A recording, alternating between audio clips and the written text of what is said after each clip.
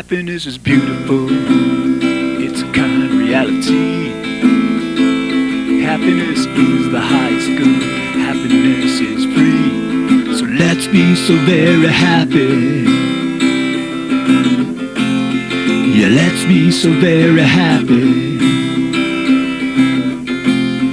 Yeah, let's be so very happy.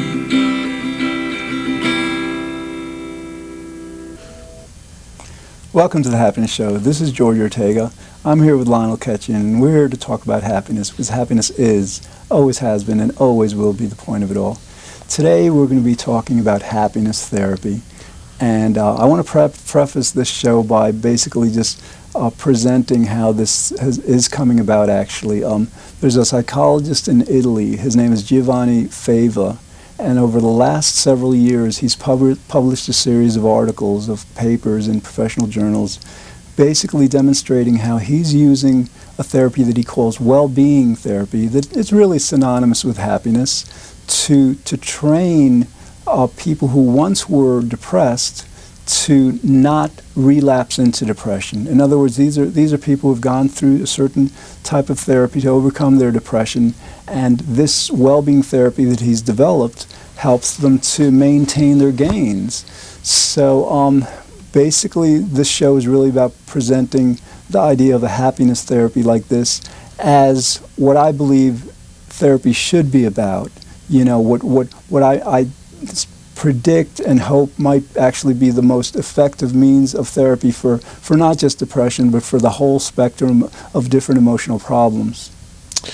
Well, I think you're hitting the nail on the head with what Dr. Fava is doing, because I think therapy in the most beneficial form is really about the awareness of the control that the patient might have, or the person. Let's not even call him a patient. And I think it's great that he, when you use the words, he teaches him to avoid a relapse. And I'm sure that this is done with the right things to think about. And I think that's just great, because I think that's the essence of it all. I mean, that's the whole thing. Oh yeah, and here's because and generally in traditional psychotherapy, they address problems. Right. A patient or a client, a person comes to a therapist and they have complaints. Their life may not be good in a certain area, or they feel they have limitations, faults, misgivings, and virtually all therapy attempts to resolve those problems. And therapies work. In more cases than not, they're effective in making the person more confident, helping them relate to others better, enjoy life in general better. But what happens is that these therapies tend to be very, very goal resolution oriented, meaning that or problem resolution oriented. You have a problem and you work to fix it. Now, the problem with that approach is that life in general, in a sense, is about problems. There's always going to be problems. We resolve some. There's always going to be new ones. And like to many of us, that's actually a wonderful experience, because it's the experience of growing, of learning, of meeting these challenges and moving up to higher planes, in a sense. But see, again, the problem with traditional psychotherapy is that in almost every case, it doesn't make nearly as strong a connection as should be made between the resolution of these problems and the ultimate goal. In other words, you very rarely have therapies get the person to recognize, this is about your happiness. We're working on this because of your happiness. So again, that's why a happiness therapy would really focus very keenly and effectively on the basic and the ultimate reason why people go into therapy to begin with. Well, along with that train of thought, and I agree with you 100%, George, is among one of the best books I've ever read on happiness, and I've got almost 400 of them listed on the website at happinessclub.com. And this is an author that you might recognize. His name, he's a psychologist with a PhD. Richard Carlson, and the books you might recognize that he's written is Don't Sweat the Small Stuff, It's All Small Stuff. That's been a very popular book. And he's written others, Be Happy No Matter What. But I think one of the best books I ever read is called Shortcut Through Therapy. And in this book, he talks about exactly what we're talking about, that traditional psychologists, going back to Freud, have looked at pretty much examining the contents of the garbage can, if you will, and that's my analogy. When all you got to do is toss the contents in the garbage truck, and then next week you'll have more garbage. But if you don't know what to do with it, the garbage is going to keep on coming. The idea is knowing what to do with the garbage. And I'm not saying that your life is about dealing with garbage. It's just there's a lot of things you have to deal with. And if you want to call problems, it's not about eliminating or even solving them. It's about your ability to cope with them and deal with them, and actually even maybe thrive on them and consider them a challenge. And this book does an excellent job of making you more aware of where your power is, and it's all about happiness. I mean, the book is called Shortcut Through Therapy, but it's a book 100% devoted to happiness. And in the book, he says, rather than, and this is probably a little controversial, but he says it, Dr. Carlson says it, rather than looking for a therapist to find out how to be a happier person and overcome rather than looking for a therapist to overcome your problems, find a happy person and start learning from them, because a happy person can help you deal with life. And I mean, I thought that was profound, that he could recognize how important happiness is to our well-being. Yeah, because I know when you think about it, again, the outcome of every therapy, regardless of what the person goes to therapy for, is to become happier. Because any kind of a symptom the patient might manifest is really a problem only because it diminishes or limits the person's happiness. So then the idea is that, then the other part of this is actually, though, that biologically, our basic essence isn't about solving problems. We, as human beings, that's not why we're here on Earth. We may enjoy it, we might find it a challenge, but I mean, biologically, we are geared to seek pleasure and avoid pain. And that's, Freud brought that up. Other psychologists refer to it as the hedonic principle. And naturally, we can't just do that, because we have to we have to tend to the needs of responsibility and reasonableness. We have to basically go about these goals in the right way. But the idea is that that biologically, that is our purpose in life, right? So that in terms of therapy, if we expect people to work on themselves from the perspective of solving problems, okay, they can do that, right? But that's not what their most essential nature is. Our most essential nature is to seek happiness and to diminish unhappiness. So this happiness therapy has this advantage of focusing people on their most cherished desire, the most cherished need, and also using that happiness, that cherished need and desire, to motivate them to do the work. It's using happiness as a means of really, in many senses overcoming that whole spectrum of other psychological problems.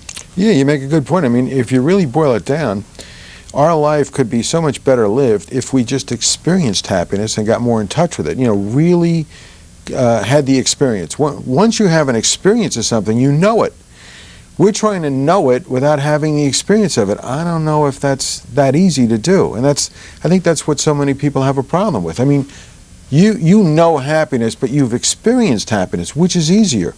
I think it's so much easier. The knowing comes after the experiencing, don't you think? Lionel, that is such a great point. Because, yeah, if for example, if therapists, if throughout the first sessions of therapy with a client, they would focus their efforts on getting the person to get in touch with happiness, to know it, then yeah, that would be half the battle in anything. I think so. Oh yeah, oh yeah. Because then you'd know the difference. Right.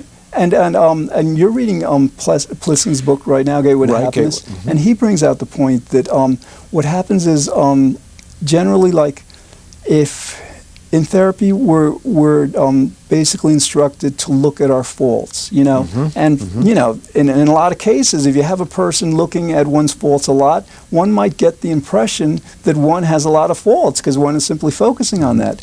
But the advantage of like this kind of happiness therapy is that with happiness, it's also about recognizing, acknowledging, and focusing on our strengths. So Pliskin makes the point that you know, without these knowing our happiness and feeling it and knowing our strengths, it's very difficult to work on our problems, you know, because like, you know, we're working from a standpoint of weakness, whereas when we're fully aware, like you say, of our happiness and our abilities, our strengths, what we have that's working, that is a very strong foundation for then working on whatever problems we might want to then address. Yeah, that's so true. And I actually just ran across that section that Pliskin talks about therapy, and I was rather, you know, astounded to see that he had the wisdom to understand that, you know, because most of the time you just go with tradition, you know, and tradition so far has been, you know, Freudian therapy, although that has pretty much died out,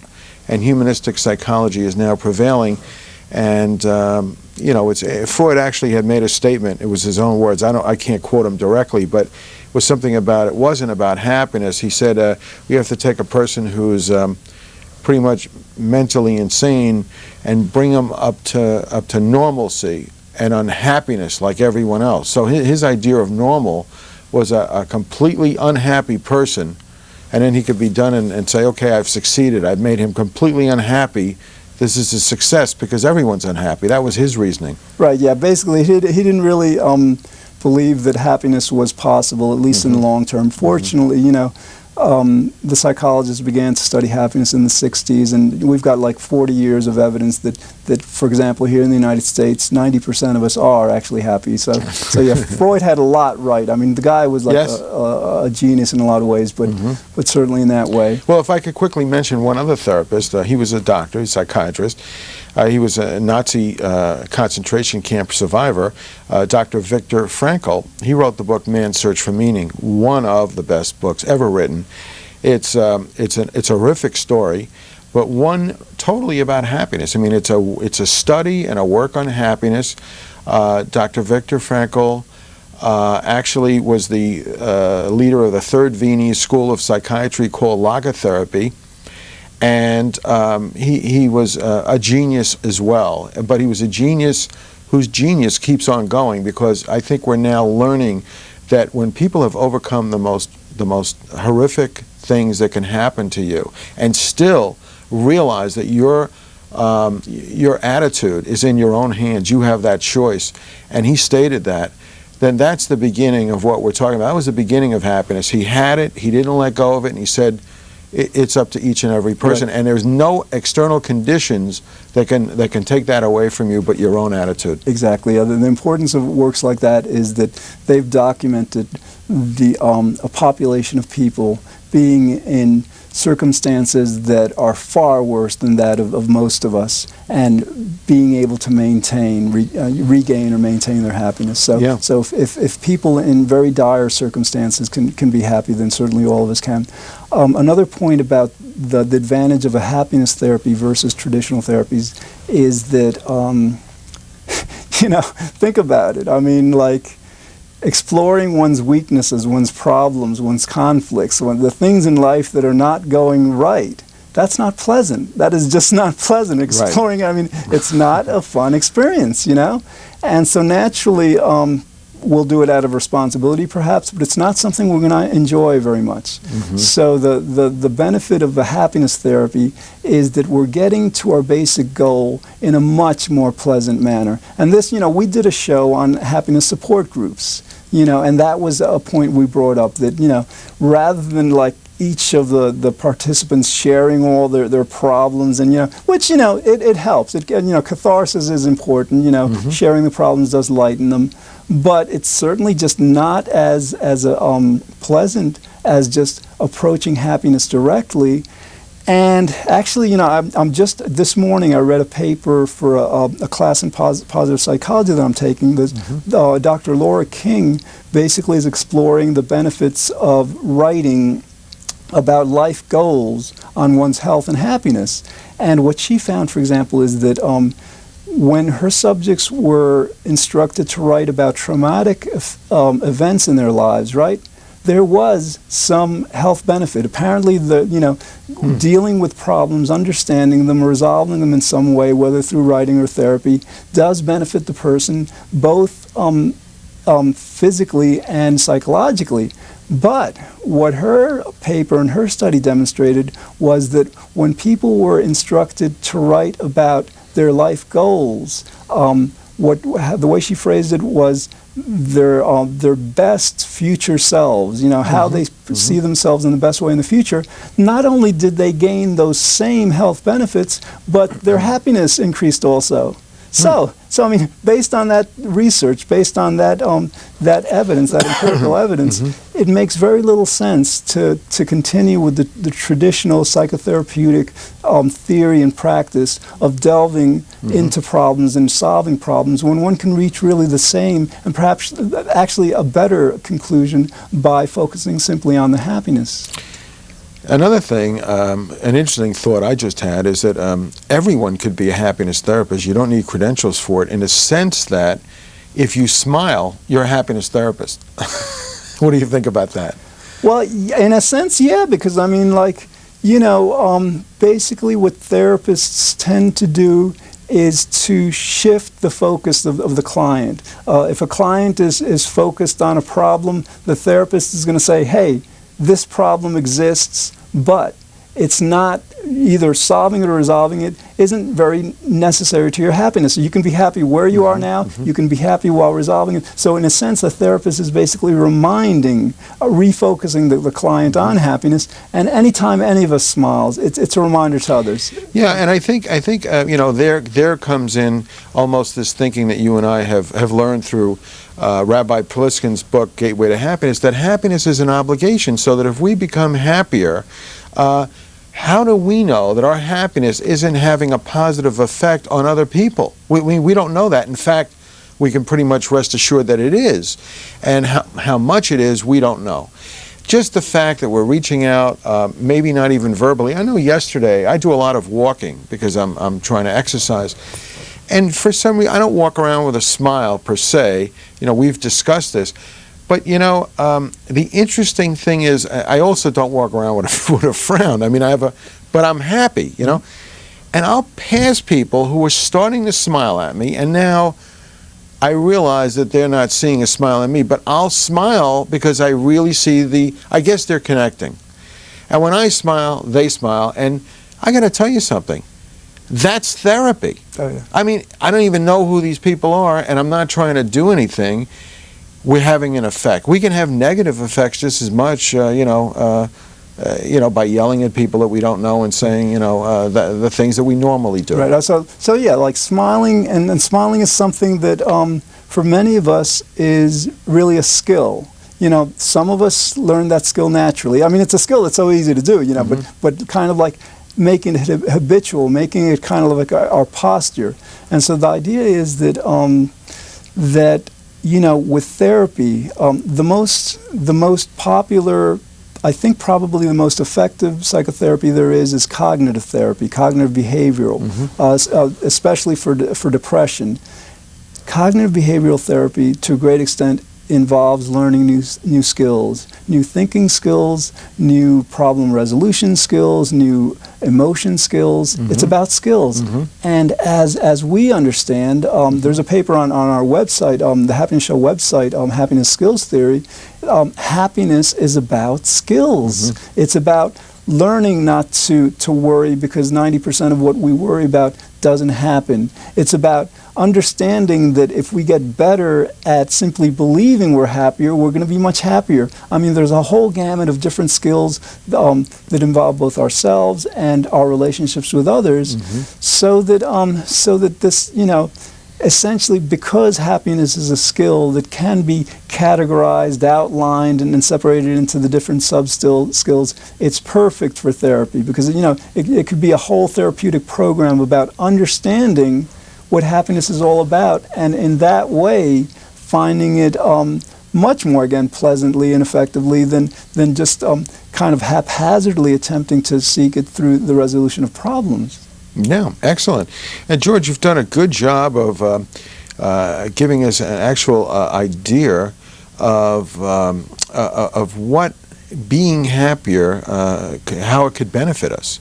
So maybe what we could do is I can go over some, and you can present some. Yeah, let me preface this Sure. that basically, you know, they've found that as we become happier, you know, we derive other benefits. Becoming happier isn't just about becoming happier. Like for those of us who find that money is important, that physical health is important, that spirituality and other kinds of things are important, they have found that becoming happier enhances every aspect of a person's life. And yeah, let's go through this list to describe this. Good. Some of the things that have been found to increase are that when you're happier, you're more emotionally healthy.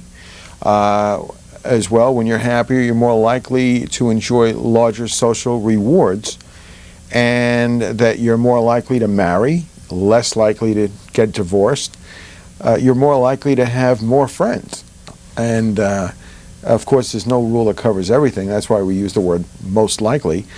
More likely to enjoy stronger social support with one another, and more likely to enjoy richer social interactions.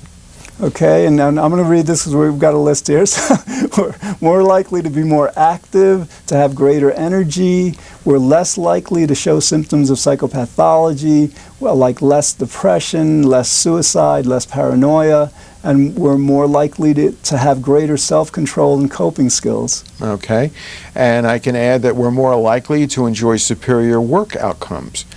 We're more likely to have greater creativity, increased productivity, higher quality of work, higher income, more likely to have a stronger immune system, and more likely to live longer. And we're more likely to be more cooperative, more pro-social, more charitable. We're more likely to be more beneficial not just to ourselves, but to our families, our communities, and to society in general. And basically, I want to say that this list that we've just gone through has been compiled with by 3 happiness researchers. Their names are Sonja Lubomirsky, Ken Sheldon, and David Skade. Okay, these are like pioneers in this new happiness increase. Not necessarily pioneers, but they're definitely on the cutting edge of this happiness increase therapy. More and more psychologists are getting to understand that happiness is really what psychology is about, and they're basically compiling a whole body of evidence, not only showing how it's beneficial to the whole, our whole lives, every aspect of our lives, to become happier, but also the same group of researchers is also basically exploring the techniques, the ways of becoming happier, and they're promoting those. Yes, and George, when I first went into being happy, happiness and psychology were a little bit of a world apart. They really were. And now the worlds have merged, and I acknowledge the psychologist for that. I really do. I think it's a monumental step. And what I've seen, is that we had a PhD, a psychologist, come to our last Happiness Club meeting, and said, announced, I'm here, I'm a psychologist, I heard about the Happiness Club, I heard about you, and I came to check you out, is what, he said to us, and check us out he did. He's been recommending patients to us now, and he's coming back, and he's going to give an acknowledgement that I'm going to put on our Happiness Club website, because I think it's wonderful that psychology can think enough of happiness to endorse it, give it an endorsement. And I noticed that on our newsletter that you can get for free on the Happiness Club website, I have more and more psychologists that are and PhDs registering for the newsletter. I am just in awe of psychology moving to the realm of happiness because it's going to do wonders for society. And I think it's just a wonderful thing that they've understood the value of happiness. And you're right, that is the whole purpose. Right, because think about it. I mean, we just went through this whole very extensive comprehensive list of all these benefits, emotional, physical, sociological, of becoming happier.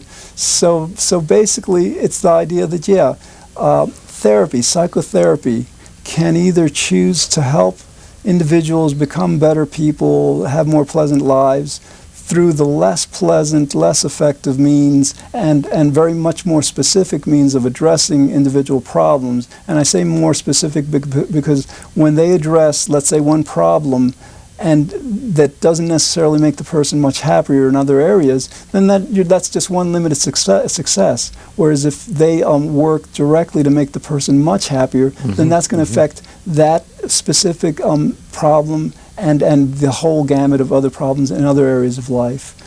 So basically, what we're talking about is a revolutionary new therapy. It's really what therapy should have been from the beginning. To get back to Freud, Freud was a pioneer because he basically, I'm not sure if he was alone in this, but I think that he basically demonstrated to the world that by exploring these problems, the talking therapy, by really exploring our problems, we can just resolve them and improve our lives. So now we're taking the next step. It's not just about exploring problems and just delving on the problems specifically. It's really more about honing our focus, focusing much more keenly on the purpose of our lives. The reason we're here, as we say in the beginning of every show, it has always been, will always be, and is the point of our lives. So if we have a therapy, psychotherapy that's directly addressing that point, then really psychotherapy will have been revolutionized. Yes, and I think when we talk about Freud or anyone, it's an evolutionary process. We had to go through it. We had to evolve. And it's just, again, it's just so wonderful that modern psychologists are becoming aware and teaching and embracing happiness, because this is what's going to push it across and make it available for all. Oh, yeah. Okay, all right. Well, that's all we have time for today. Thanks for watching. In the future, we'll explore other topics designed to help us better enjoy life. This is George and Lionel saying, be good, think well, feel very happy, and I hope you'll join us again next time here on The Happiness Show. Happiness is powerful, it's our underlying need. Happiness is why we live each day. Happiness is destiny, so let's be so very happy. Yeah, let's be so very happy. Yeah, let's be so very happy.